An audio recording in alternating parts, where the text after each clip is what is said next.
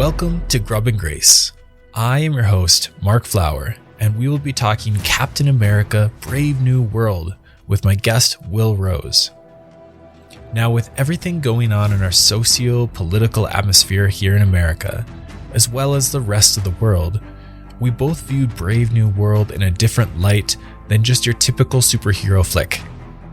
Whether it be global tensions, an unhinged president, the treatment of military veterans, or military propaganda to curb the record-low recruitment crisis, this film gave us plenty to talk about.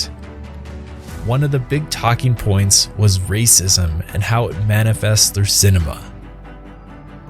Throughout history, whitewashing characters, white actors playing non-white characters, have been commonly used in America for theatrical media since the 1930s, alongside Jim Crow, with the invention of minstrelsy, or minstrel, stage performances and posters. These very racist and ridiculous portrayals have evolved in media since then, albeit still remain just as racist. Even in 2008's Tropic Thunder do we see Robert Downey Jr. lathered up in blackface and brushed off as ironic comedic effect. Today, we still see racism through stereotyping and typecasting for specific roles. We love our labels. However, there have been plenty of films and portrayals which attempt to break cultural norms. Jordan Peele is a director that comes to mind when it comes to breaking those norms, while uplifting voices from people of color. Captain America: Brave New World does well in some aspects of this, while failing in others. Like the repurposing of a character who has a troubling history of being racist towards people of Arab descent. The character I am referring to is the Mossad agent Sabra, also known as Ruth Bat Seraph in the film. Sabra is a Hebrew word that refers to a Jewish person born in Israel. Sabra also happens to be the name of a Palestinian refugee camp in Lebanon, which still exists today. In 1982, Sabra and Shatila, a neighboring camp, were the sites of a horrific massacre where Israeli allied militiamen from the right-wing Lebanese Christian Kataib Party and the South Lebanon Army tortured and murdered 3,500 Palestinians and Lebanese civilians in an attack that lasted 3 days.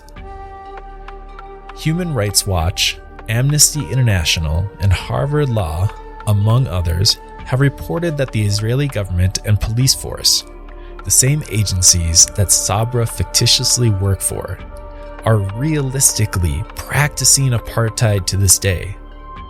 Aside from the catastrophic bombing raids, and not just the ones that we've seen over the past couple years, but there are also plenty more stories of shooting civilians in the head with rubber bullets, Palestinian civil service organizations being labeled as terrorist organizations, and wrongful detaining of Palestinian children for an indefinite amount of time in a prison system that is well known to mistreat and abuse their prisoners.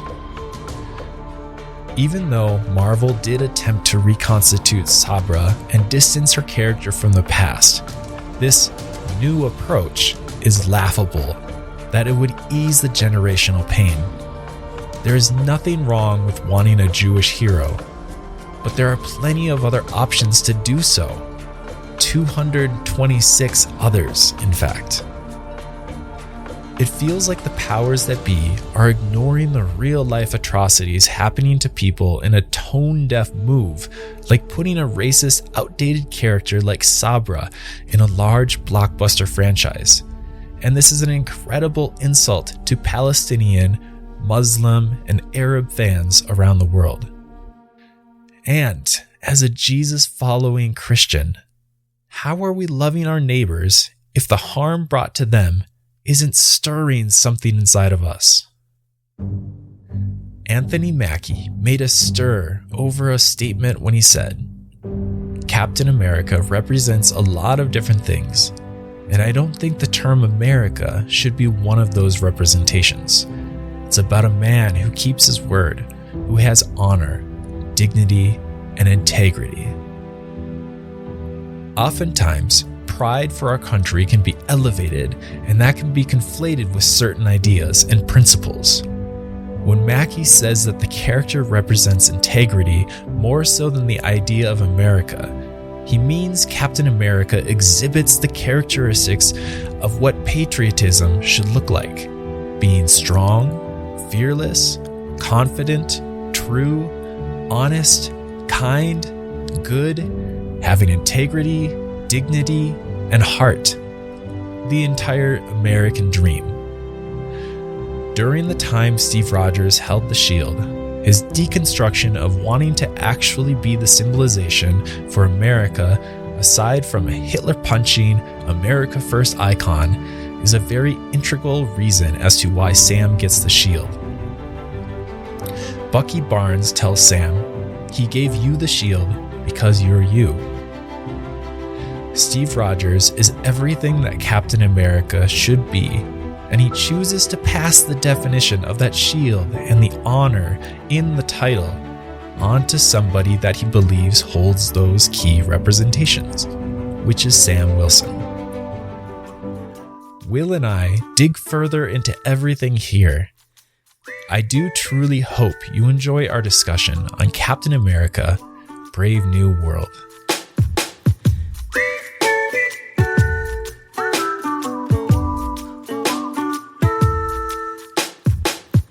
Welcome back to Grub and Grace. I'm your host, Mark Flower. I'm here today with Will Rose. He stands as a pastor at a Lutheran ministry from Chapel Hill, North Carolina. He is an unashamed geekologist and loves to nerd out with deep, geeky, and theological questions. Welcome, Will.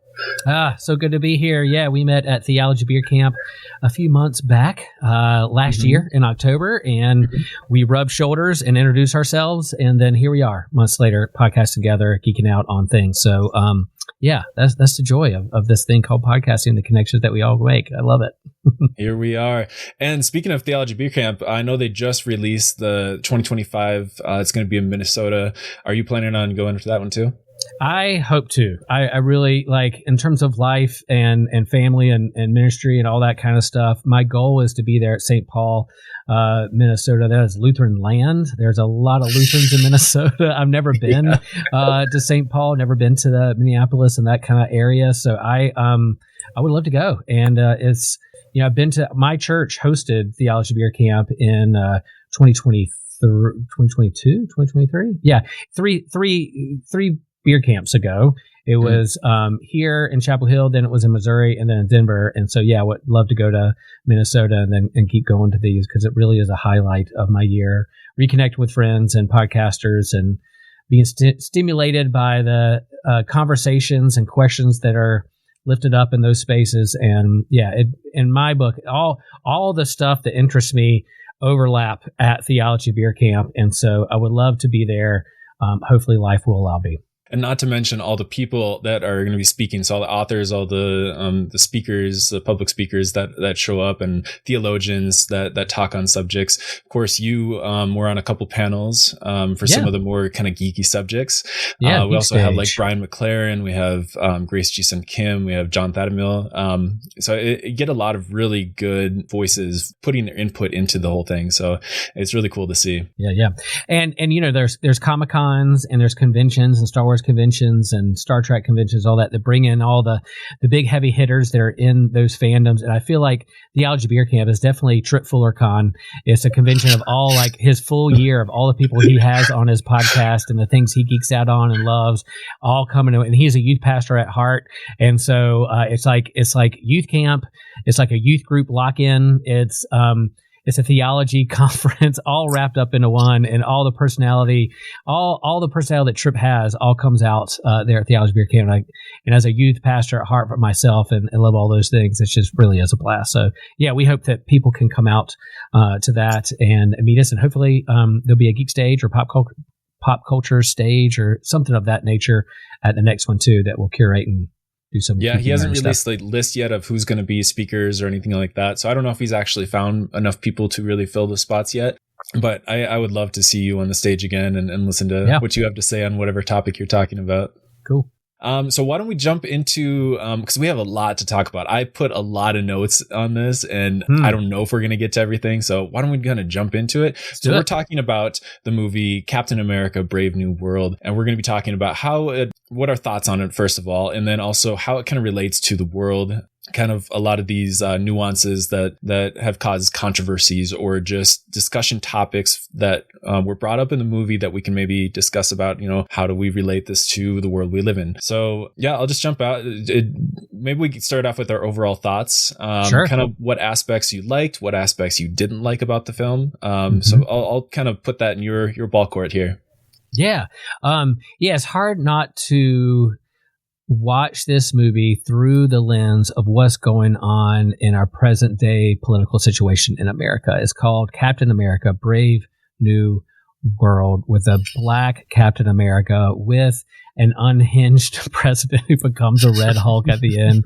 And there's conversation about, there's assassination attempts and there's conspiracy theories, and there's a villain in the shadows who are kind of pulling the strings with technology and AI and mind control. So it's hard not to look at this movie through the lens of what's going on in our present world, even though this was filmed, a year ago, with lots of rewrites and edits and all kinds of things. They had to deal with not only I don't think this was affected by COVID, but it was definitely affected by writer strikes. They were full force, and then you had the writer strike, and then negotiations, and then rewrite. So it went through the ringer a lot. And since Endgame, the MCU's really it just stuck the landing. In my humble opinion, I think most people would say stuck the landing for a decade of interconnected continuity and movies that all kind of fit together.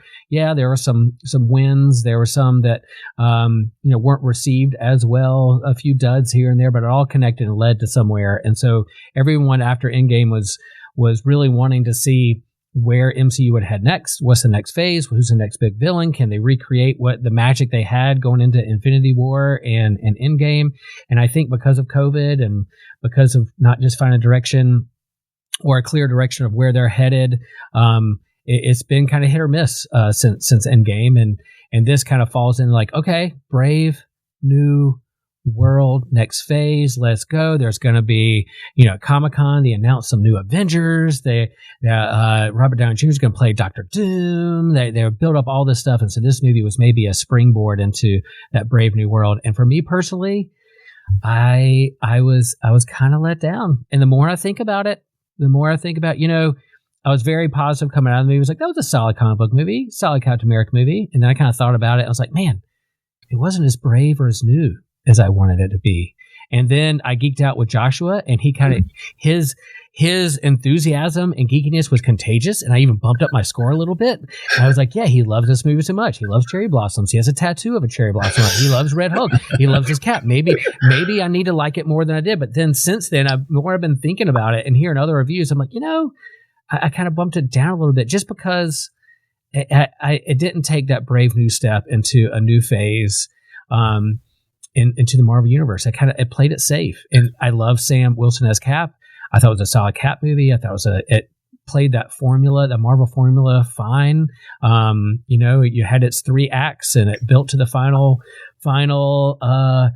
conflict between Hulk and Cap. And then I loved it that Sam Wilson, the counselor that he is, the trauma counselor for people with PTSD, was able to de-escalate and talk down the Hulk. That was perfect. I loved it. That was a great way to end that movie. But then the end credit scene fell really flat to me. And I know you shouldn't judge a whole movie just on an end credit scene, but I was like, man, you had an opportunity there to really get people excited about what's next after this. And you just... I don't know. I was like, what? No other Avengers? No other. He didn't tell us we didn't already know that there's more worlds and more threats out there. Of course. What are we doing? So anyway, all that's to say, it's kind of long-winded to say, I invested a lot of these movies and loved them and went to have fun, and I did have fun, but I just wanted just a little bit more for the wider universe that is the MCU. After 35 MCU movies, here we go. Let's do something a little braver, a little newer, and go from there. So, but I also understand that it's entangled with politics, a world market, trying to make money. There's other countries that this is going to debut in. And so how do you talk about Russia or Ukraine or China. In this movie, they played it safe. They talked about, there was France, there was Japan, anyway. So I don't want to go off on it.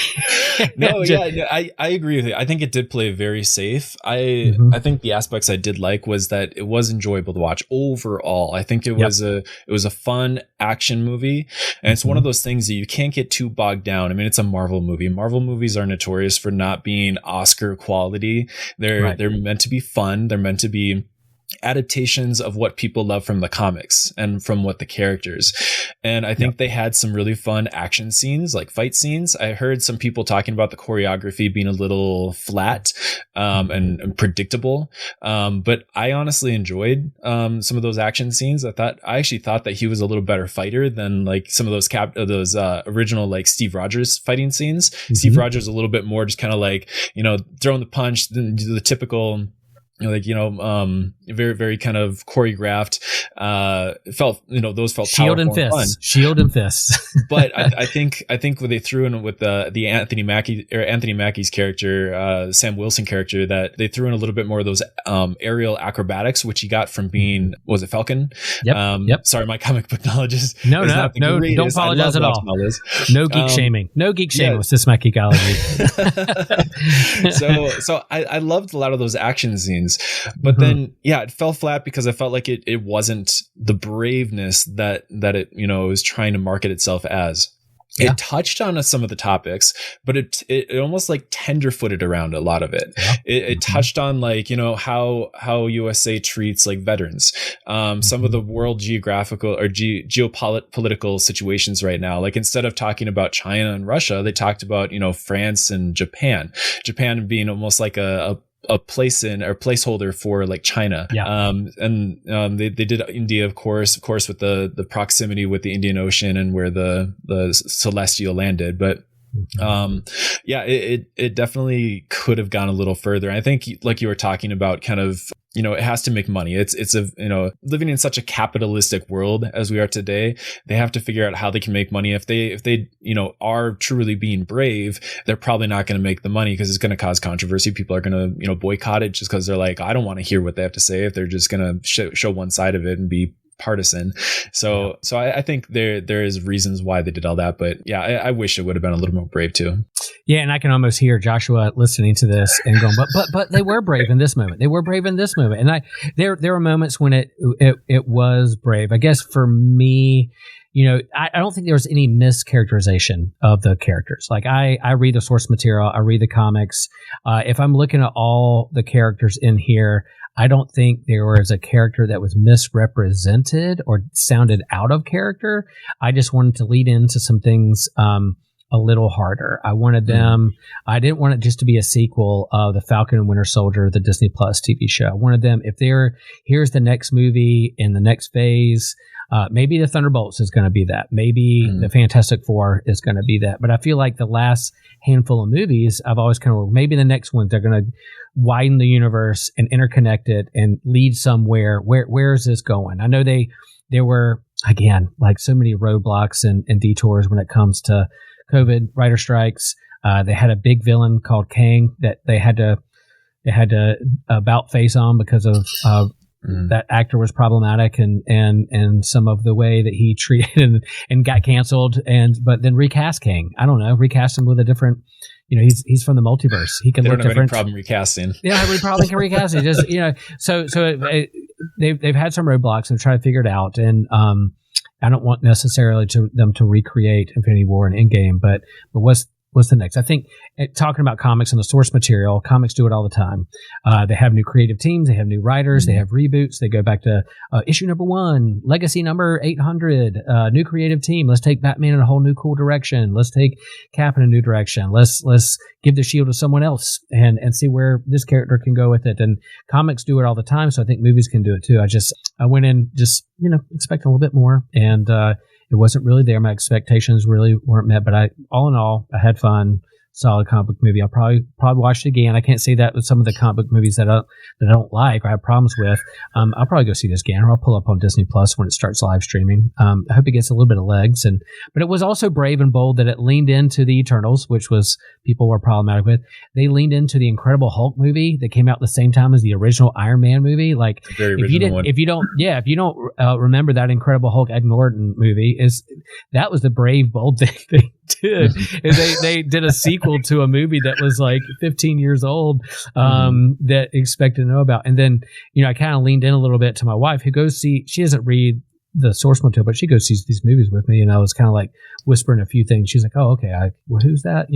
So she had a little bit of work to do to try to figure out some of the the comic book Easter eggs that nerds that read the comics are like, oh, that's the leader. Oh, antimantium, that's the metal that's in Wolverine's bones and claws, and they're leading to the X-Men. So then why leave it at antimantium, not at the end? Why not show Wolverine or talk more about antimantium? What's coming next with mutants? You could have just another Mike. I don't want to rewrite it. I'm not a writer. I don't work for Disney. I don't work for Marvel. But I don't want to woulda, coulda, shoulda. Be happy with the movie that you got. But there's a couple moves that I thought they were going to go towards and lean into and go down a direction, and they didn't. So it's kind of left hanging. So that's my overall thoughts on the movie. But I know there's some interconnected political things in here and source material stuff that I'll be happy to share and talk about. If people are interested. Why don't we kind of jump down to that? Sure. But let's go ahead and jump into some of these controversies like you were talking about. Mm-hmm. So like many high profile films out of Hollywood, there are things that cause people to question whether they want to watch it or not. Brave New World isn't any exception, with reshoots, fans not happy about the antagonist or the villains, negative screen tests like you were talking about, promotional statements, repurposing of historical racist characters. Just throwing that out there. So starting with Anthony Mackie's statement, what are your thoughts about how he phrased who Captain America is and what he stands for? Well, I find it somewhat comical that Chris Evans said similar things back around when he was donning the shield and symbol of Captain America. He said similar thing. I'm going to pause you right there, actually, sure, because I wonder if just for my listeners, because a lot of my listeners might actually not know what was said. Sure. So sorry to cut you off, but I wonder if I should go ahead and read Anthony Mackie's statement. So yeah. He said, it was in an interview on like a TV press release thing. Captain America represents a lot of different things, and I don't think the term America should be one of those representations. It's about a man who keeps his word, who has honor, dignity, and integrity. And that's what a lot of people had a problem with. And then why don't since you're going to be bringing in what Chris Evans said, why don't I just go ahead and say what he said? Yeah. Just to kind of mirror that. Sure. So he says, well, to me, I'm not trying to get too lost in the American side of it. This isn't a flag waving movie. It's a red, white, and blue. But it just so happens that the character was created in America during wartime, when there was a common enemy, even though it is Captain America. I've said before in interviews, it feels more like he should just be called Captain Good. And then he laughs. He was created at a time when there was an undeniable evil, and this guy was kind of created to fight that evil. I think that everyone could agree that Nazis were bad, and he, Cap, just so happens to wear the red, white, and blue. So, like you're saying, they're very similar. So I'll let you kind of kick it off from there. Yeah. I think, part of this character is hard to separate America from this character because he's literally dressed as an American flag, so his costume is red, white, but it's an American flag. And the shield, is so iconic with Captain America. So I see what they're trying to say. Maybe they're not saying it, in the heat of the press conference or articulating it perfectly or whatever. I think it's hard to separate America from the symbol that is Captain America and how it's created. But I hear what they're saying, that it's not just an American thing. If you're going to lean too hard into kind of like hardcore patriotism and American do no wrong, and if you America is without fault, and if you go against America's policies at all, then you must not be a fan of Captain America or capitalism or freedom or whatever. I can see where they're going up, because I think no matter who dons or wears that costume, is the symbol of the shield is bigger than the person who's under the mask. It's similar to Batman. The Batman symbol and the cowl. of course, Bruce Wayne is Batman and defined who Batman is, but there have been many people over the course of comics who have donned the cowl and been Batman. Dick Grayson, others, it's more of a symbol of fighting crime or stand up for what's good or justice, vigilantism, whatever you want to label that is bigger. So I think America's the same. Even our flag means a lot to different people, but for some, it can be a scary thing. For a lot of people in power and privilege can look at the flag and be like, yep, it gives me hope. It helps me stand up taller and salute it. And others will be like, I've been hurt by this. I've been oppressed by this. The movie tries to go into that a little bit. So I understand what they're saying. For people to backlash because here's this black man saying this thing about America. Well, Chris Evans said similar things back too. So, and there's even a time in the comics in the 1970s when Steve Rogers, because he was disillusioned by Watergate and Vietnam, in the comics back in, I think it was 74 or something like that, took off the Captain America costume and shield and became Nomad because he didn't want to be that character anymore. And then eventually comes around and says, I'm going to reclaim this, repurpose this.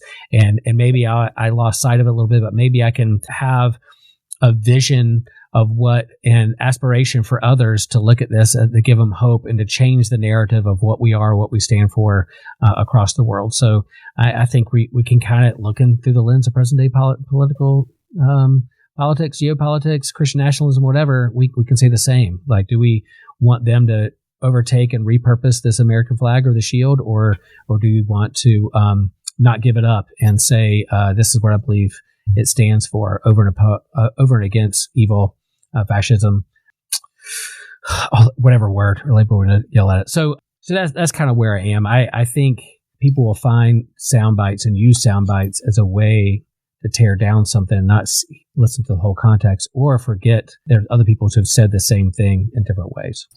Yeah, it's when a white person like Chris Evans says essentially the same thing that Anthony Mackie is, just in different words. It's, all of a sudden it's a big backlash when Chris Evans didn't really get anything. It's, I think I know what the answer to that is. And I'm sure whoever's listening is probably understanding what I'm getting at. And he got a little bit of backlash. I think Chris Evans, it didn't stop people from seeing the movies or look at him. I think there was a little criticism there, or like, what do you mean? What do you say about that? What's going on here? But of course, those who, see this kind of race swapping with Captain America as something like, oh, here we go again, replacement theory or whatever you want to throw at it. Here's an example of why this is wrong, when other people said the similar things, to look at this more nuanced idea of what the shield represents and the flag represents and this superhero represents. And in the movie, another part I liked about the movie is that he didn't take the super soldier serum. I like that aspect of wrestling with, am I just me? Am I using the tech, or am I Steve Rogers? Am I not? He did so much and we all look up to him. Should I take the serum and be just like him and have superpowers, or do I have what's within me as a normal everyday man, human, to don the shield that other people can do it along with me too, without, juicing up or using steroids, whatever you want to call it, kind of thing. So I found that interesting, that conversation. I liked it. I like that conversation. Well, it's kind of the whole idea of like Iron Man. Like he's surrounded by all these superpowered people, and he has a very fancy suit, but he's just a normal person under these suits. Very wealthy suit. Yeah, he's rich. Person. Money's his superpower. Yeah, I like hearing these kind of stories like you were talking about of, just normal people that have, fancy technology that allows them to kind of keep pace with a lot of these superpowered beings. And it kind of grounds it a little bit. So it's not just like this fantasy world, but it kind of brings a little bit more of kind of the real reality into it. Of course, it's not a real reality. You're still in a fantasy world and fantasy stories, but it's fun. But and yeah, it's fantasy and there's superhero hijinks, but they lean into like, drone warfare, how tech is moving, mind control algorithms being triggered by certain flashes or songs, that's just kind of a subtle way of saying, or not so subtle way of saying, like, how are we being triggered with words and phrases in our algorithms on social media or AI and those kinds of things. One of my hesitancies of this, one of the big fears of the present day presidential cabinet and those in office holding power is who's going to wield the accelerating nature of tech and AI. Who do we want that to be in the hands of? And yeah, I don't trust Trump or Musk with those. And yet they're sitting in seats of power and they have that at their fingertips and trying every way to hold on to it. So that makes me really nervous. So it was hard for me to watch this movie, with the leader, triggering people, mind control, medicine, pharmaceutical, drones, all those things. I was just like, it made me uneasy. And maybe that's the right response. Of course, if it doesn't make me uneasy, then, I should be scared of that. It's the whole idea of the imperial boomerang. I don't know if you've heard that term before, but so the imperial boomerang, it's the idea that what happens outside of the imperial empire, so America, what they do on a global stage. So what's happening in Palestine, what's happening in Ukraine, what's happening in like Congo, what's happening in Lebanon, Yemen, all these tools of war, the industrial military complex, they're gonna use those tools and it's gonna boomerang back to us, onto the people of America. You already see this with the building of cop cities. A lot of people are protesting those, but they're pretty much built them in every single state. And they're being trained with the same tactics as they use in Israel against Palestinians. So if you've been following anything with what's been happening in Palestine and the treatment of Palestinians and the bombs they use, the weapons they use, like you're talking about drone technology, that's all, it's all speculated. It's all going to boomerang right back onto the people. Right now, it's immigrants that are being demonized and, rounded up to be sent out. But where's that going to stop? It's once people that are demonized, like in that category of like immigrants, particularly Hispanic people right now, it's going to boomerang onto the next minority and then the next minority. And after a time, that's going to pretty much open up to everybody, any dissenter against the empire. So you could be like us. You could be just a white cis hetero male, and if you are a dissenter in thought against the imperial empire, you're going to be a target too. So I mean, nobody's really going to be safe unless you fall in line with what they want. So that's kind of the idea of the imperial boomerang. And it makes me uneasy and scary, and it should. And in the same way, like I'm white, privileged, cis hetero male, but I'm a Lutheran minister, and I'm not quite the right kind of Christianity that aligns with Trumpism, and so we get called money launderers on X, and we get defunded. Our Lutheran social service agency gets defunded because we're quote unquote money laundering to house refugees, immigrants. When the ignorance and ignorant and dangerous statements is that it affects most of the Lutheran social services are 80% is with assisted living nursing homes that house mainly older white people. So it's just like, not that they should have privilege, but it's just they don't know what they're doing in terms of foster care, what they're doing with those in assisted living facilities, those living with disabilities or brain trauma that Lutheran Social Services attends to. But yet you're going to call them money launderers because they use some money to take care of refugees who've been vetted and been brought into this country for safety reasons, who are facing danger and death in other countries, and here legally because they've been vetted. So it's that kind of stuff, like you said, the imperial boomerang is coming back around, and not just with people who have different color skin, but maybe of a different, they're Christian, but they're not real Christian because they don't align with this type of Christianity that aligns itself with Trumpism. So even my very passive and introverted Lutheran friends in my algorithms were outraged when that came out. I was like, oh, here we go. Mm-hmm. You got the Lutherans riled up. Man, something's really, you're getting the Lutheran riled up. Something's going on.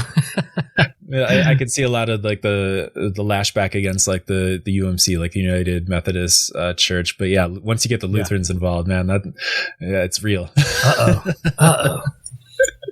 I'm going to jump into the next controversy, the next big controversy. I think I hinted at it before, this racist character, but Marvel has come under scrutiny over the use of the character Ruth Bat Seraph, an Israeli secret agent, aka Sabra, who has a troubling history portrayal in Marvel Comics as routinely racist towards people who are of Arab descent. Given the decades of ethnic cleansing, apartheid, and genocide that Israel is committing against the Palestinian people, many would consider this a very tone-deaf move for Marvel Studios and ultimately through Disney.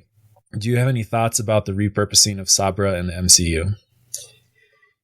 Yeah, I didn't make that connection because it's not like she was a mainstream superhero that has her own book that's been, on the bookshelves or the spinner racks in comic book stores for the last 20 or 30 years. She definitely, was around. She's definitely an Israeli superhero when they tried to make superheroes a little bit more worldwide. And you have superheroes from China and Israel and Russia, and the X-Men has like this united nation superhero group that come together from Africa and Canada and Russia and all that kind of stuff. So I wasn't that familiar with her. When she came up, I liked her as a character in the movie because it was like, oh, she's so tiny, just next to the other people in the movie itself. But yeah, she's a secret agent and she's a former Black Widow and just kicks all kinds of ass. I just really liked her character in the movie. But then after the movie, I was like, that name sounds familiar when I started seeing, they repurposed her. In the movie, did they say she was Israeli, or did she just? They kind of like brushed very quickly. What they did was they had that one little dialogue that just kind of explains who they are very very nicely up in a bow. They basically said, oh, she's from Israel, but she's a Black Widow, and visually when they said that she was Israeli. They had, I think it was Joaquin's character. They had his back turned to the camera, and they quickly cut to Anthony Mackie right when he was saying that. So it was kind of like they were just kind of trying to we're just gonna pull our little gymnastics here and try to make it so that nobody really, makes the connections or anything like that. And for me, it was like, why that character? Yeah, I mean, you can make a Black Widow from any country, anywhere around, to another kind of widow, Jason Bourne ninja / person who's really good at fighting and protecting people. Could have been anybody. Use that same actress for another kind of Marvel deep cut. Yeah, that Marvel deep cut, along with like the decision to make the leader the villain from the Incredible Hulk movie from 15 years ago, yeah, I guess brave, bold choice, or trying to go deep cut. I guess, yeah, that was the brave choice. That was a brave choice. It's like there's so many deep cut characters out there that you could pull from. Why that one? But them repurposing her in a different light for other things, I can see where they want to play around with that or repurpose it, redeem the character, not leading to that. But yeah, that definitely has a problematic past. And I even think of the comics, like there was a little bit reading up on her a little bit in the comics. I've never seen her come up in any of my comics that I've read, but on other, again, deep cut Avenger books and things. But they for her to have a little bit of a redemption arc of, oh, I see Arabs as evil. Oh, wait, here's a real person in front of me. Maybe I shouldn't think that way anymore. Is kind of what they tried to do in the comics. The same way, like with X-Men, with Magneto and Professor X playing around with Dr. Martin Luther King Jr. and Malcolm X, and two different versions of racial justice and how can they work together? Who's the villain? Who's the good guy? They play around with that, either for better or for worse in the 60s, 70s, and 80s. And now X-Men, kind of the mutants have leaned. There's still some allegory around race and racism, but more in terms of the queer community and their civil rights and those kinds of things and how they're treated in mainstream. So yeah, again, strange, bold choice to pull that deep cut character in a world. Why not? Yeah, I'm actually anybody really can Black Widow, right? Anybody can be a Black Widow. Right.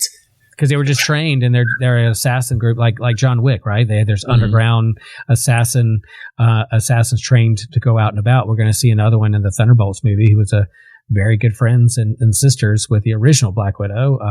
I like that thread of this underground assassins, the widows, and what's going on. But yeah, weird character for a deep cut pull. Yeah, I'm actually glad you brought up Magneto and the whole idea with Malcolm X and Martin Luther King, because Stan Lee was actually trying to work in some of these principles around those leaders and into the character of Magneto, and they were kind of inspiration for that character. Although Magneto ended up being a white man that was of Jewish descent, his character itself, the core of the character, was actually meant to bring in some of this conflict and struggle that those other leaders in the movement had really kind of struggled with and kind of talked about. So I think that was really cool. And then, of course, you're talking about they did make that statement, and they tried to rework the character of Sabra in the comics. So they did make a statement to take a new approach with the character. But then, given the socio-political issues with the character, is very problematic, especially considering that there are already other Jewish heroes. And I looked it up. I think there was 226 other Jewish heroes that they could have pulled from in the Marvel universe, which is funny that they still went with this very problematic character in history.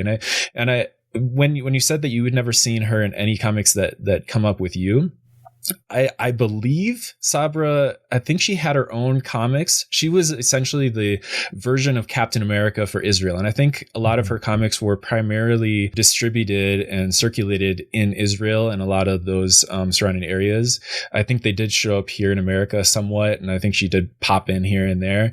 But I think that's probably why you didn't see that. So maybe to give a little backstory for those who are listening and thinking like, oh, you're just calling her racist because she's Jewish. No, well, here's a little backstory about her. So her first appearance was in the Incredible Hulk number 256, which came out in 1962. Creates an oversimplification of a decades-long history between Israel and Palestine and the ethnic cleansing of the former to the latter. She gets into a fight with the Incredible Hulk because she thinks the Hulk is helping an Arab terrorist. And if you know anything about classification of Arabs being terrorists and the reasoning and logic behind who's actually a terrorist and who's just an Arab person is a little misconstrued a lot with over there. So a Palestinian boy gets caught up in the crossfire and dies. So the Hulk rages and says, boy died because boy's people and yours both want your own land. Boy died because you wouldn't share. So that's how that kind of whole started out. So her racist attitude toward Arab people doesn't waver much through the whole comics history. Although, like you were talking about, they did try to change her. Marvel Comics did try to do like a wake up call for her character after that Hulk incident. She became woke? She became woke, Mark? Say what? She became woke? Oh, she became no, a wake up call. A wake up call. Gotcha. Okay, yeah. Just checking. So she basically had an on and off again relationship with an Arab person, but which kind of when she first started, having this relationship with this person, she realized that she was used as a weapon of war and that she was, and not to see the Arab people as like a monolith. But through that relationship, she was still had expressed a lot of these kind of racist viewpoints, although that ended after a certain time, and she continued to, have a lot of this. So trying to rework that, it still didn't necessarily cover everything up. So that's why she's still very problematic in the history of her character and why they still use her. So I think that's why a lot of people had a lot of issue with her and all that. Yeah.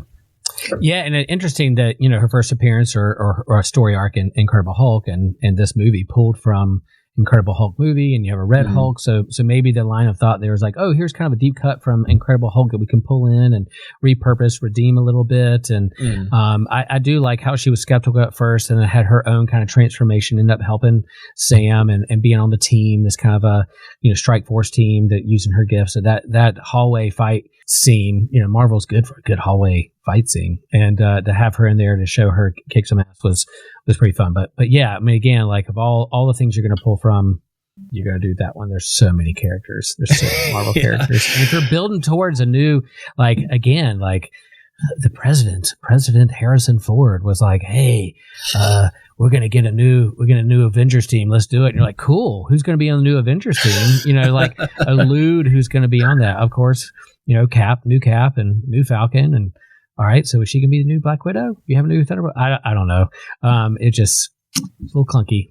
And I think the rewrites and reshoots and edits, it's like, what are we going to be?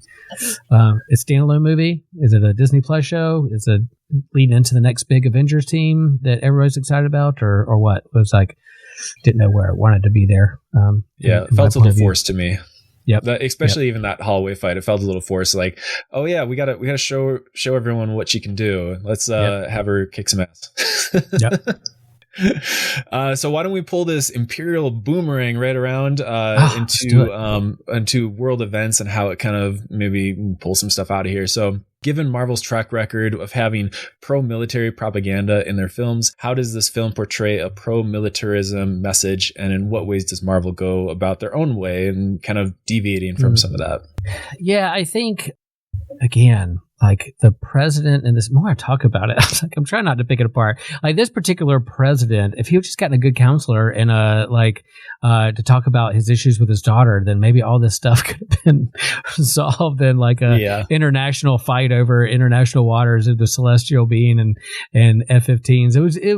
That was fun. There was some fun, see a dogfight in the air and get some Top Gun footage going on. But yeah, I think it leaned into it some, and it's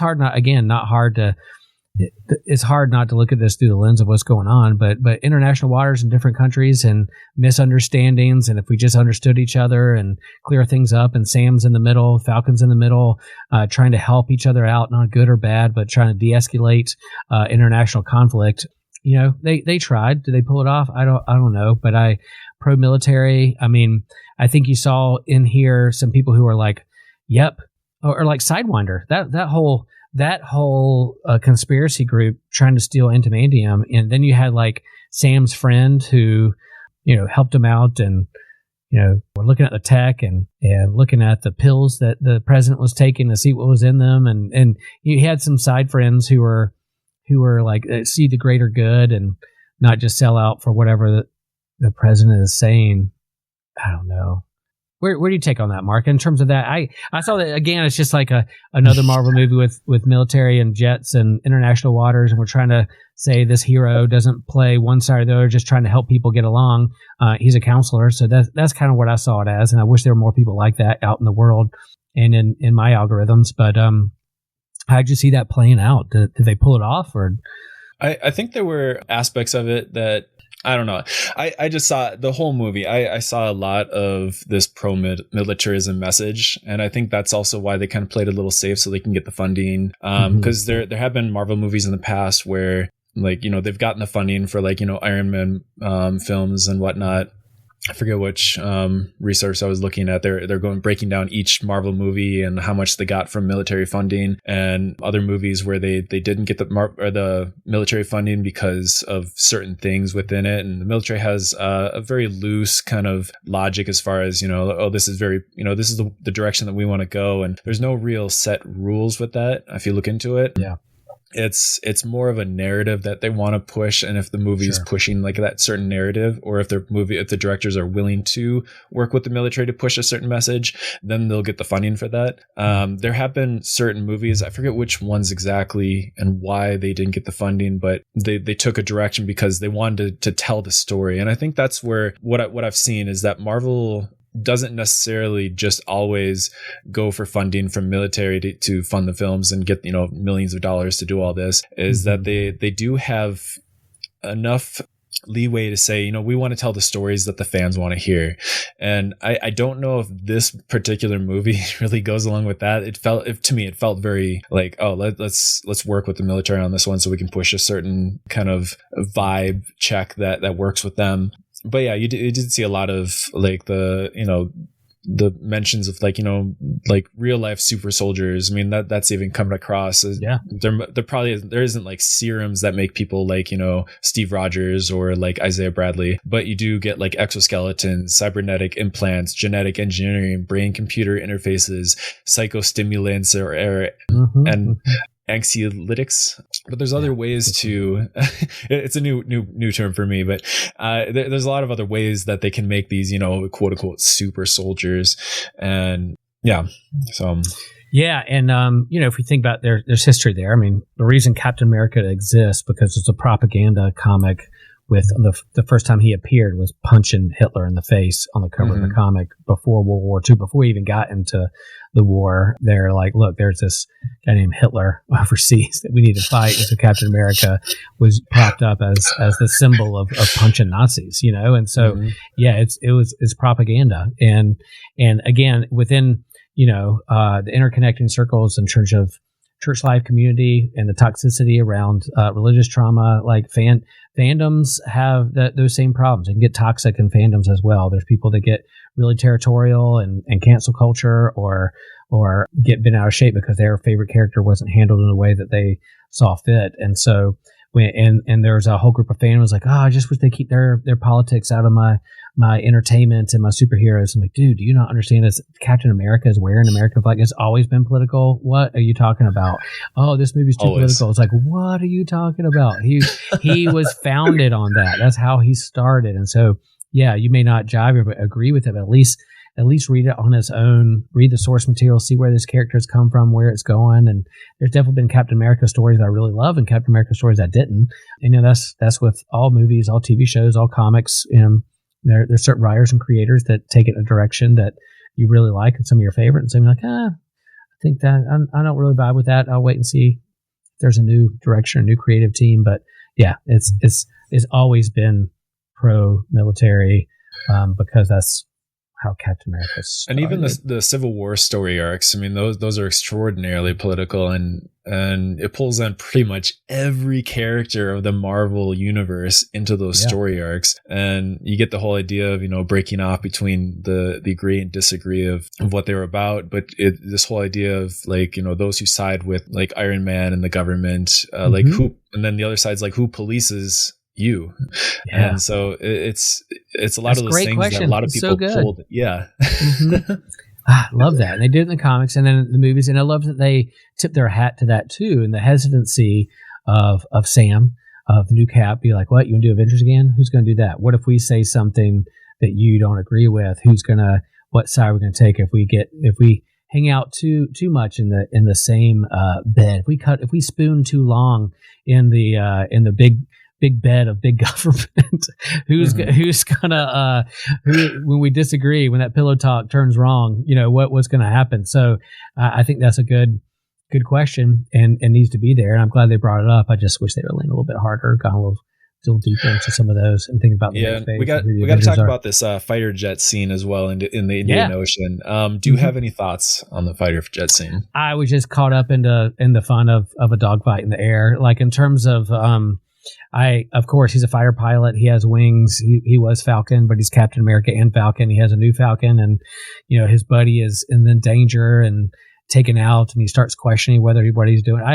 I was caught up in that scene. I didn't have any deeper thoughts other than I thought it was done pretty well, and I love to see kind of the flight and what they could do. It's inevitable for them to have that kind of scene in the air because that's kind of what this new Cap is. He's got Wakandan wings on, and let's see what he can do with them. Yeah, I like that they took kind of a creative approach so that it didn't feel just like a Iron Man 2.0. Whenever they showed the face, they didn't have the whole, what do we call it, the interface overlaid over the face. They more showed it as their face in there, but then they focused more on the third person kind of following them flying through the air, and kind of having this more like dogfight, kind of feeling more like Maverick Top Gun sort of feel to it, like you were talking about. But I have heard a lot of criticism and feedback based on the scene alone that it felt very not realistic in a way. And just kind of like you get a lot of this MacGuffin so that certain things will play out through the scene. Like the fighter jets, they never fired missiles at Sam Wilson or Joaquin Torres's character while they're flying through. You would think since they're such a small target, they would actually have more success with firing missiles, but they only fire their missiles at the aircraft carrier, aircraft carriers, and they only use the machine guns on them, which obviously doesn't work. And then what else was it? There's something else that people had kind of beef with on that. I honestly can't remember. Yeah. And I guess if we get to that point, I'm like, all right, we're in the third act. We got the conflict. Red Hulk's coming. And I kind of, those little tiny plot holes or plot points, I wasn't paying too much attention to. Other than oh, that's cool. They're firing each other. There's high stakes here. Is there going to be a national conflict? Is it going to be World War III? It was cool seeing the Celestial in the ocean and see what could happen with that. Yeah, in the comics, Jason Aaron's run on the Avengers, there's a Celestial body in the ocean, and the Avengers take it over as their new headquarters, like inside it, which is a lot of fun. So it's kind of like when that was in the ocean and the Eternals, like, oh, cool, that's eventually going to be the Avengers headquarters, maybe. And so when they brought it back up, I was like, that's cool. I had problems with the Eternals too. I didn't think it was as bad as people make it out to be, but it was cool seeing that again and being like, oh, that could be the new headquarters for the Avengers at some point. Yeah. So there's a couple things I think that Marvel went their own way with this. I think when the Japan Prime Minister made comment about how America just likes to take whatever they want, they sort of implied at the settler colonialism that happens throughout the world, that this Western hegemony that is placated through U.S. and England and France and all these kind of Western countries that throughout history have a rep card for taking things that they want for natural resources or anything like that. And I think it was good that they made some sort of little jab at that, although I felt it was kind of like a tenderfoot around that subject. It was more just like, we want to throw it in there, but we want to take it easy because we want funding and we want people to watch it and we don't want to get too political. Right. But I also like that they threw in a comment about Isaiah Bradley talking about his treatment after the Korean War. So he was essentially the Black Captain America, the very first, Avenger pretty much. But he didn't really get that credibility that like Steve Rogers got, but he was doing a lot of that during the Korean War. And I know that shows up in a lot of the comics and they have arcs on talking about that. But he made a comment about how after he came out of the war, they put him in prison for 30 years. And I think that's kind of like a jab at how America treats their veterans. And I thought it was good they put something like that in there too. Yeah, I agree. And that whole manifest destiny mindset of colonization, I think, that needs to be brought up and is tied to the history of America in our flag. So if you don't bring it up, again, you're tone deaf. But whether they lean harder into it or go deeper into it, again, source material for Isaiah Bradley, there's a graphic novel, Truth, Red, White, and Black. And so that's one that if you want to go back to source material and read Isaiah Bradley's original comic book run and kind of source material for that, I suggest that graphic novel. And then the first time Captain America and that Sam picked up the shield is Sentinel of Liberty, a 1998 Mark Waid run. Mark Waid is pretty phenomenal comic book writer in Marvel and DC, and so I highly recommend his stuff too. So there's some source material there to go back and kind of read where all this come from, and it's hard to put all that into one movie. So I understand they have to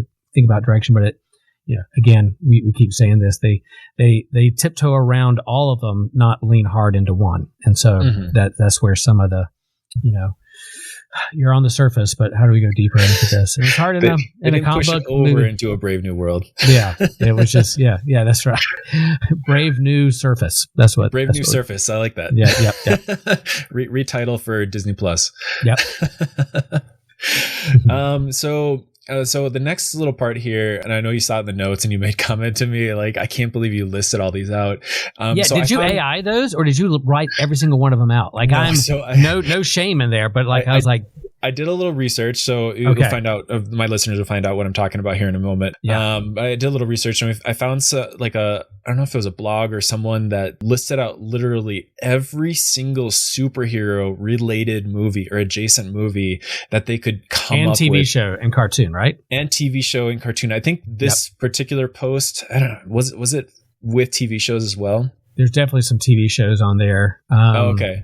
So with all media since the 1960s, there were over 700 superhero media, movies or TV show that had come out. And from what I could find, as far as movies alone, there were only 28 black-led or black, main protagonist, actor-led movies. So I think there's more with TV series as well. I think you got what is it? But that's just black led. I know there's more like Invincible. They have Invincible. I think he's white.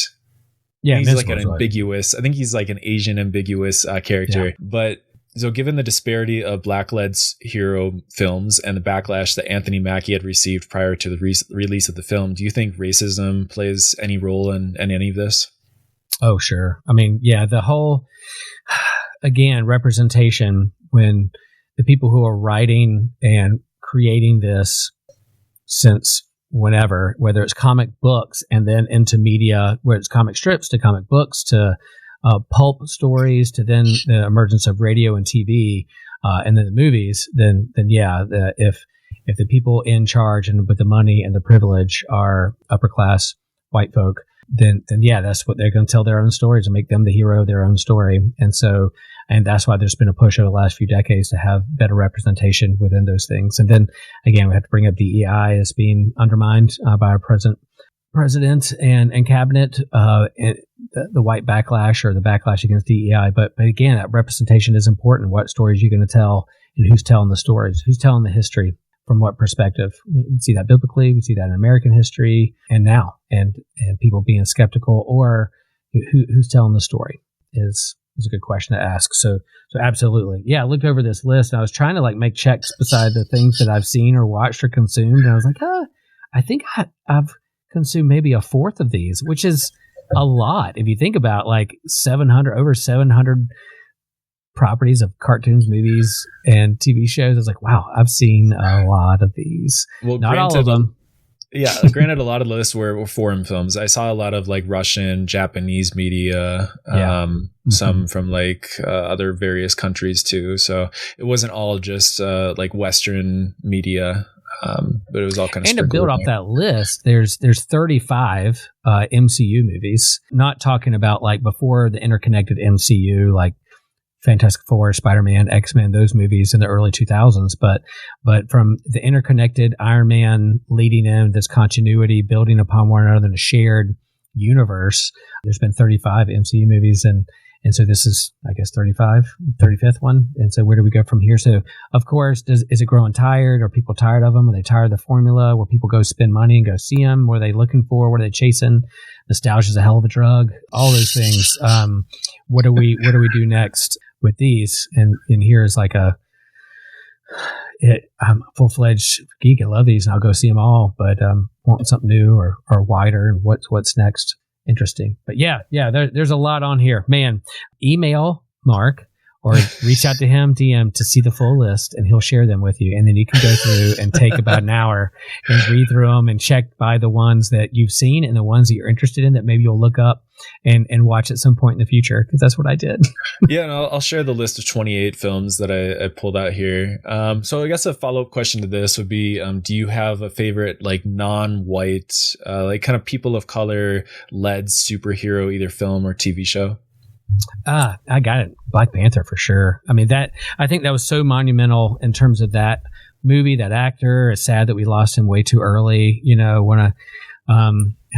So yeah, my favorite is Black Panther, and Chadwick Boseman as the actor. Him passing away way too early. One of my dear friends, black friend, geek, scientist, we bonded over these movies, saw that movie together in the theater. And then when Chadwick passed away, he immediately, put out there on Twitter and text, he goes, "This is why black people can't have nice things." He was so bummed. And I was like, it just took the heart out of it, because the legacy of this character and what they were going to build with this movie and the second Black Panther movie, and building him into the Avengers team and being, the leader. I mean, in comics, he's become the Steve Rogers. Steve Rogers, like, I'm going to do my own thing. Black Panther, you're the leader. Take it. You take the mantle. You're the head of the team. You have the tech. You have the smarts. You have the heart to be the leader of the Avengers. And that could have been that. So they were, again, Marvel's derailed with their plans because of the death of Chadwick. And I think, so by far that Black Panther, his emergence in comics and then in the movie, and then what they could have done with that, again, just recast or maybe, I don't know, his legacy, how you do that, how you have to handle that with tender care. But yeah, that's my favorite one. Love it. Absolutely love it. Right on. I like that choice. So I think my choice would be Black Dynamite. Hi there. This is future editor Mark. I wanted to interject this, add a disclaimer about this film. Since recording this episode, I've had a chance to rewatch a little bit of the movie Black Dynamite, and it's been a little bit different in my memory since the last time I saw it, which was about 15 years ago. There are some scenes with some highly sexual content, some nudity. Of course, there's violence, language. There are some rhetoric used that is very not politically correct and some language that is offensive, or at least it made me feel uncomfortable. So just wanted to throw this disclaimer out. Overall, I love the humor of it. I still would recommend this movie just because I love the kung fu. I love the quirkiness and the campiness of the blaxploitation films.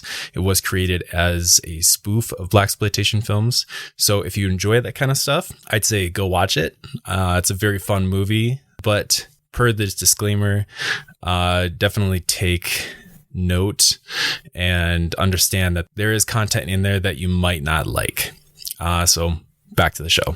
I've seen that movie like 3 times. I just absolutely adore that film.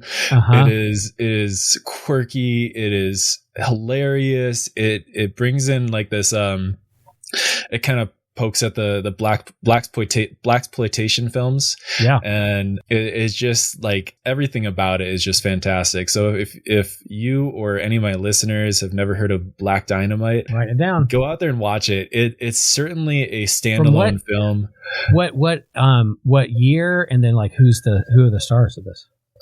Oh boy, Black Dynamite. What year did it come out? 2009. So it's only been, 16 years ago that it came out. But it's so the main actor is Michael Jai White. And pretty well-known people that showed up as well. I know Bokeem Woodbine, he was in there. If you know that actor at all. Byron Mins, Arsenio Hall showed up. So you get a lot of these like people, these faces that you recognize from other films. Of course, like if you not too much into Black media, you probably won't recognize a lot of names that are on the list of the of actors that show up in it. But was it Oba Babatunde? I know I've seen him in a bunch of stuff. So it's just a fun film. Like seriously, just go watch it. It's a good Friday night film. It's definitely R-rated for a reason, but but I'm a child of the late 70s and 80s, and so when I was reading comics and watching cartoons on Saturday morning or whatever, and watching the Super Friends, there was one Black dude, Black Lightning. In the comics, Marvel, they had one Black Avenger, and that was Black Panther. It wasn't a lot, or Sam Wilson. They had a few here and there. They were sprinkled in. I think even on the X-Men, it was an international team, but there were you had Storm, one of my favorite characters of all time, as the hero, Weather Control. She's awesome. Became the leader of the X-Men. So her as a Black woman, a superhero, leader of the X-Men was foundational for me when she took over the reins from Cyclops and Scott Summers. What was big, but there's not a lot, like you said, in terms of that's why I think representation is important. And when people get mad of race swapping or gender swapping certain characters or creating new characters, it's got to find a way to represent and tell their stories and give it a shot. It doesn't mean you have to like all things that people create or all stories that people are writing, but give it a shot. Go into it, see what kind of story they're trying to say. Go in with humble listening ears to the story they're trying to share and learn from it. And not get so defensive. So definitely. So I want to jump into this next little part just because I know we're getting closer to the end of time here. Yeah. So given the politics presented in the film that they had presented, had you noticed any parallels to our real world presidential administration or other ways Brave New World mirrors society?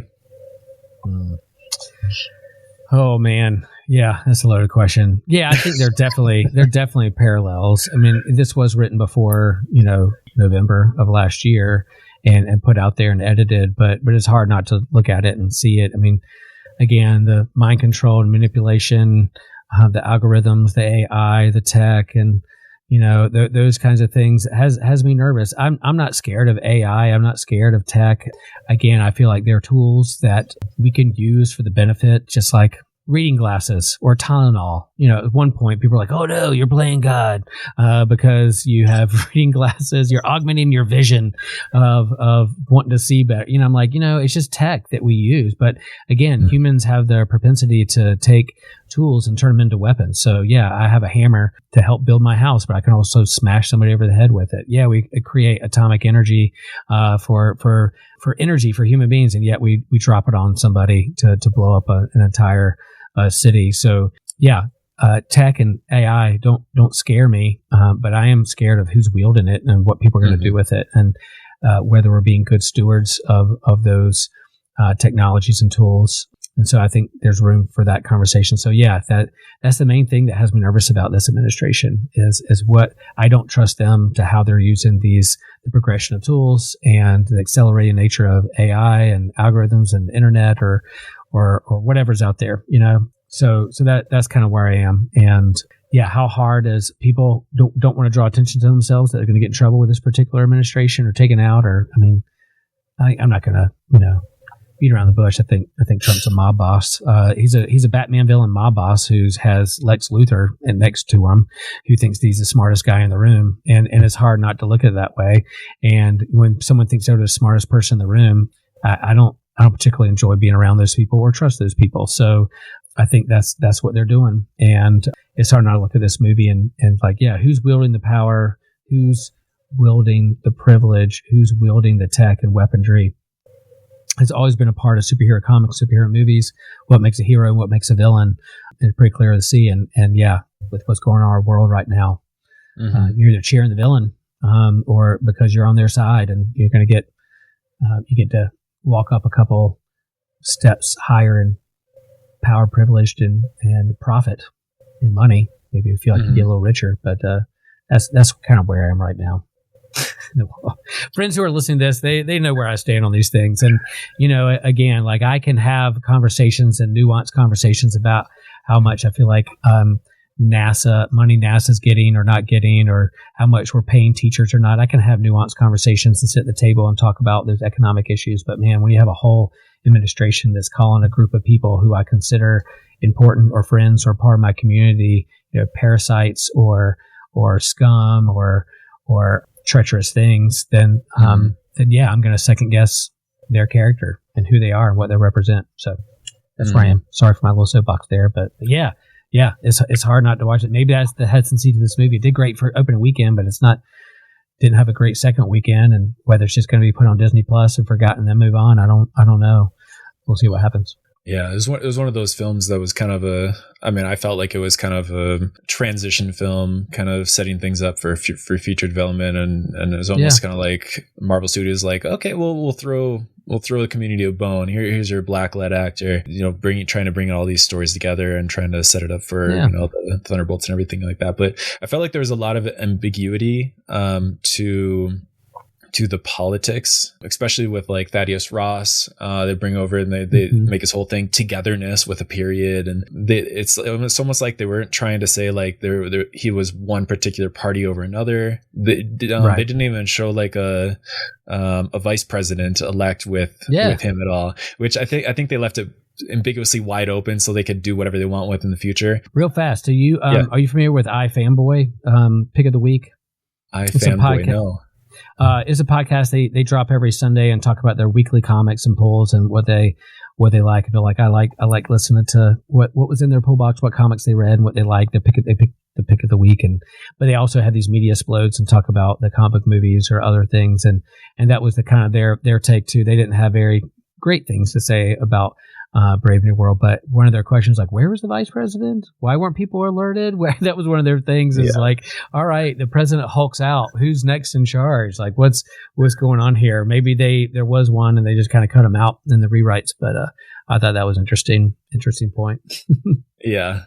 And to go along with what I was saying with Felly was transitioning, here's a bone sort of thing. I thought I probably should have brought it up earlier with what we didn't like about the film, but I thought the writing was just not very good.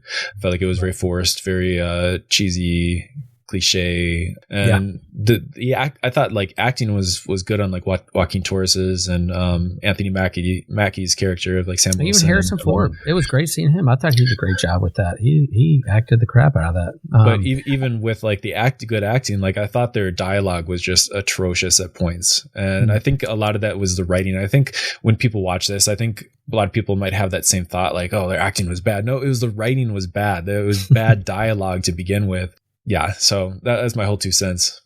Cool. Yeah, I hear you. So I'll read off a couple quotes I thought were noteworthy throughout the movie. So, of course, the togetherness, and Thaddeus Ross is the most important election of our time. Of course, this movie was made, well before the election and everything like that. So trying to keep it ambiguous.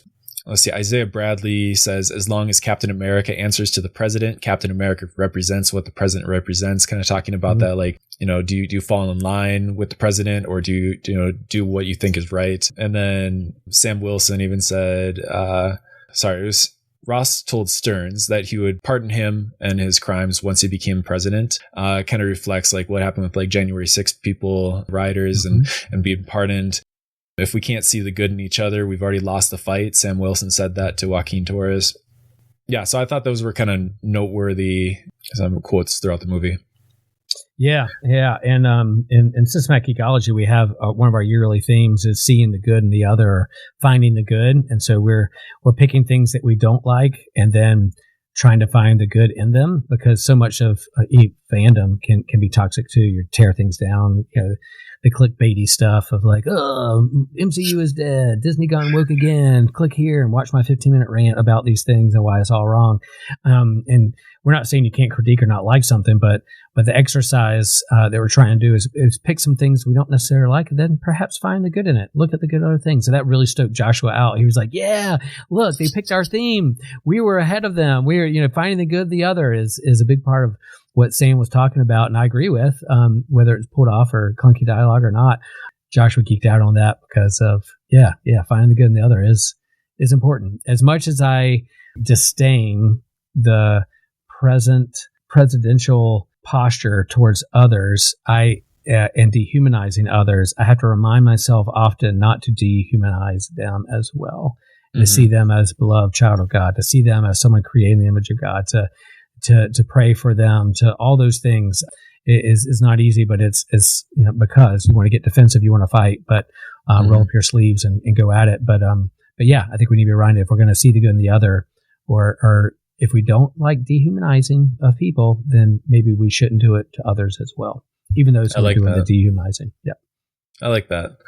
So I'm going to wrap this follow-up question that I had into the next one, because I think it works pretty well. But during your conversation on systematic ecology about this, you guys talked about the cheap grace versus costly grace, and Thaddeus Ross's voluntary confinement at the end of the film. Sorry, spoiler alert if any of you haven't seen the film yet. You clicked on this, haven't seen the film, you need to stop waiting. So as a social commentary on political and even religious leaders in the real world, and to wrap that all in, so are there any positive takeaways from Captain America, Brave New World that we can apply to our role in today's world? And we can talk about that cheap grace and costly grace thing too as well. Yeah. The cheap grace, costly grace. Again, a little bit of pride there with Lutheranism in terms of taking where denomination founded on unconditional grace, and Martin Luther lifting that up out of Scripture, that we're saved by grace, not through our merits of our own, and then eventually get around to Bonhoeffer, which again, very political person, a Lutheran philosopher, theologian who had to deal with Nazis, talked about cheap grace and costly grace and what that means. So that's literally his phrase that he was using to talk about those things. And so, I thought that at the end, you talk about restorative justice versus, punitive, just punishment and all those things. I think that humility and understanding what restorative justice means, it looks like, I think is important. The costly grace, what it means for true relationships, humility, authentic connection with others, I think goes deeper than just like cheap grace. I think it's a good point. Good point. Mm-hmm. So there were a couple other quotes that also stood out that I felt were pretty good in this section right here. So again, spoiler alert, Bucky Barnes shows up for just a little cameo, and he tells Sam Wilson that Steve gave them something to believe in. You give them something to aspire to. I felt like that was just such a it's kind of like that whole idea going back to the controversy of, does Captain America represent America, or does he represent the principles that patriotism, encompasses. And that would be, being strong, fearless, confident, true, honest, kind, and good, like the American dream, what that all encompasses. So. Yeah. And that welcoming, we're going to go into like the immigrant, the stranger, those who are fleeing political dangers and fleeing for their lives. Can we take them in this kind of the Statue of Liberty and come and be with us, and we welcome and sit at a long table. I mean, yeah, we're on Grub and Grace right now. Let's build longer tables rather than taller walls, and have a seat and eat together and be together. And I think that again, there's rough history when it comes to American history and colonialism and how we treat people of different colored skin and all that. But I, again, part of that envision is a big wide table, and that you're welcome here. If you're fleeing for your life, scared for your life, come make a seat. We'll take refuge here in this space. Mm-hmm. Yeah, and also like the whole idea that President Ross talks about, we can do this together. I think he tells Sam Wilson that, but that whole idea of like as a leader, like we can bring each other together. But then it also makes me think of like past leaders, like Barack Obama and Biden, how they kind of had this, the Democratic Party has a lot of this kind of rhetoric where like, we can do this together. We can come together and we're all one unity, and we can make a great society. And that's one of the criticism and lashback that people have on the Democratic Party, is that they're all talk, but they don't really necessarily follow it up with action. Mm-hmm. And you look at it with especially with what's happening in Palestine and the funding that is given to Israel to do what they're doing. Knowing what they're doing, they still give millions of dollars to them, every year. And, Barack Obama did that with a smile. Biden, he just laughs at the reporters as they ask him questions, as they, he continues to approve all this going on. And as well as, policy, domestic policy, there's a lot of things that they would say I'm doing this and just, nothing really ever comes of it. So it's one of those things that a lot of people have come at me you're just you're very hard on President Trump and you're saying all these things, but it's like, no, I'm being very critiqueful of all the presidents. I think being in power, you have this responsibility as a leader to uphold what's best for the people. I mean, you were elected by the people, and so you should be doing the will of the people of what they want. And if you're not doing that, you need to be held accountable and be criticized with absolute prudence. So I think it's one of those things I love hearing that, but I want to see the return on investment there. So I don't know if you have any thoughts on that. Yeah. I mean, when Harris was running, I think she tried to do a more positive campaign. We're together. Let's move future. Let's not go backward. Let's pull together and move forward together. And we welcome a lot more people on a wide table. And that didn't resonate with folks. What resonated was transphobic TV ads and people, scaring people that there's immigrants eating their pets. I mean, I guess my cynicism towards that is what won out in the end of the day? The scare tactics, the fear tactics. Was it really the cost of eggs that made people vote towards Trump, or was it just the fear of a black woman being a president? It's hard for me not to be cynical towards those things. And what are we really masking in? And yeah, again, the uneasy of who do I trust moving forward with the accelerating nature of tech and power and global politics. Again, who do I trust? And there's people who wanted a strong man or thought that he was going to save through different means, power and profit maybe over people. I think that's what's disheartening to me with all this. And again, circling back around to this movie, it's hard not to look at this movie without that in front of you, and wanting to lean harder. And people are going to find what they want to see in it, where they stand on whatever issue. But yeah, I love the superhero action scenes. I want to see a larger Marvel universe. I want to see some characters I haven't seen before yet that haven't made their way into the MCU yet. Hop on board and create new Avengers and move forward. So, but we'll get there. There's a lot of fun stuff out there. There's a lot of good content. It's a good time to be a geek.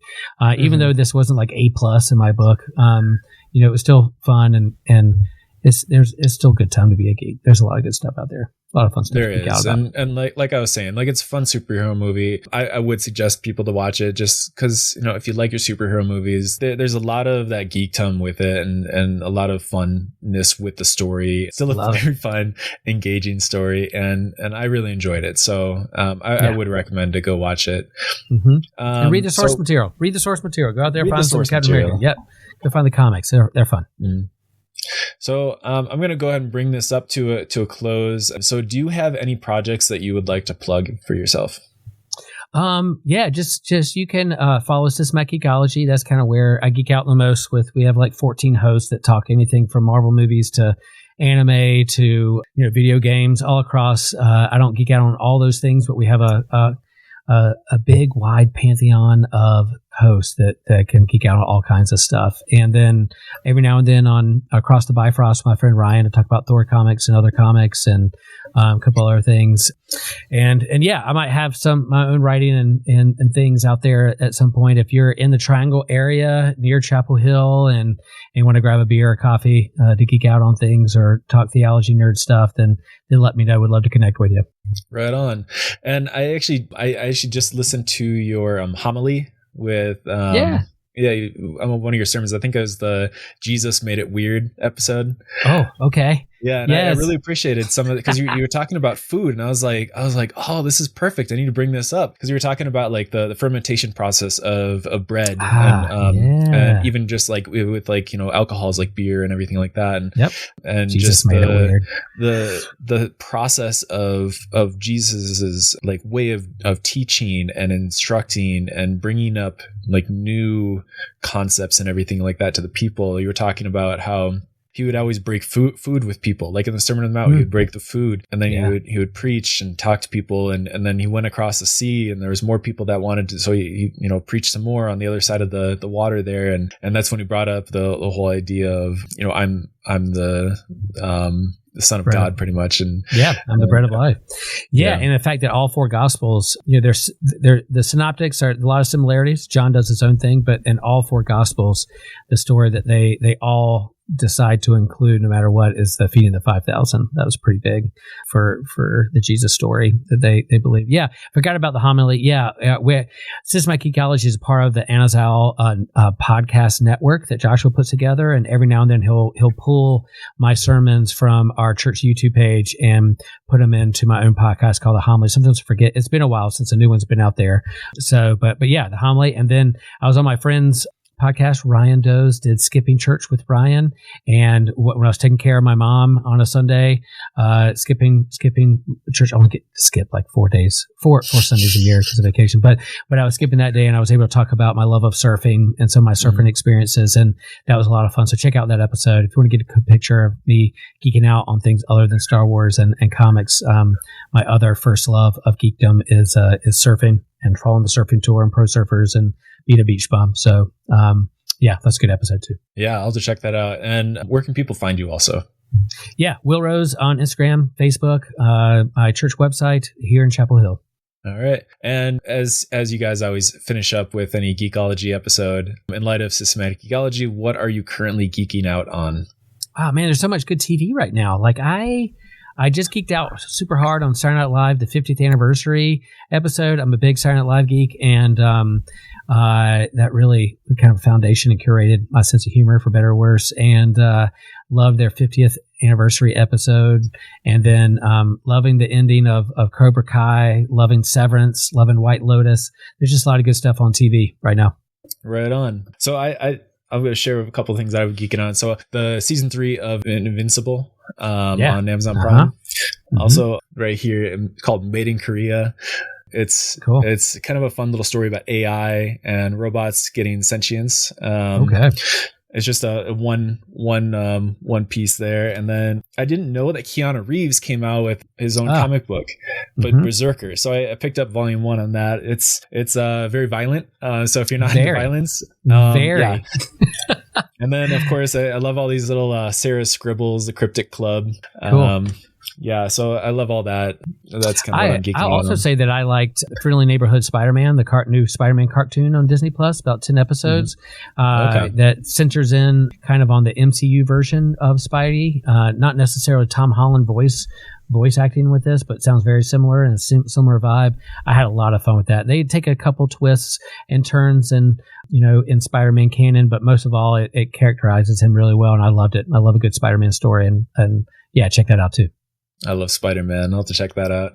Yeah, you'll love it. So I'll send you off with this quote from Sam Wilson. It happened early in the movie. He's going to rescue a canister, but he ends up rescuing people instead. But he sends off this quote, "Let's get this over with. I got shit to do." So that's it for today's episode of Thank Grub you and so Grace. much for I hope you for enjoyed coming our on discussion today. It was with just Will fantastic Rose talking about to the you. film I'd love to Captain do this again America, if you're Brave up New for it. World. We will. I want to 100%. give a big thank you to Will for joining us on this episode.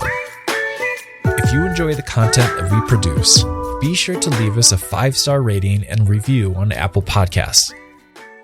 Also, be sure to follow us on Facebook, Instagram, and X. Until next time, stay curious, keep an open mind, and celebrate the traditions that bring us all together.